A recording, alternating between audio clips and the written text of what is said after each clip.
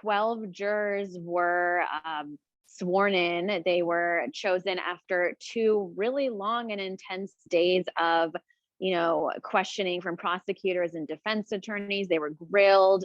And, it really came down to one of the main questions was whether these potential jurors had heard of Elizabeth Holmes and heard of Theranos. One of the first questions that they were asked on the first day was, raise your hands if you have heard of Elizabeth Holmes or heard of Theranos. I mean, half of the hands went up in the room, and it was a resounding yes, that we have watched the documentaries, we have read the book Bad Blood, we have heard the TED Talks, we've heard the podcasts, and we have heard of her. Just a couple examples of, what people have heard. One guy said, sure, I can remain unbiased, but I distinctly remember the defendant's penchant for turtlenecks. I know, crazy. Another guy said, I turn on my laptop and all I see is Theranos, Theranos, Theranos.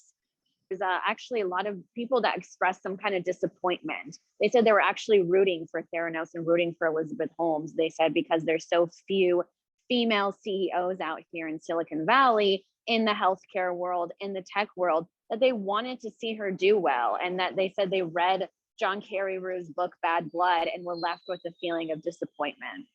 We know that at least one person said that they have a past experience with domestic violence, which might be key in this case because of these newly unsealed documents that just dropped a couple of days ago show that Elizabeth Holmes' defense might, be to throw her business partner and former boyfriend, Sunny Balwani, under the bus. She claims that he held her under his psychological grip for almost a decade, and it impacted her decisions as CEO.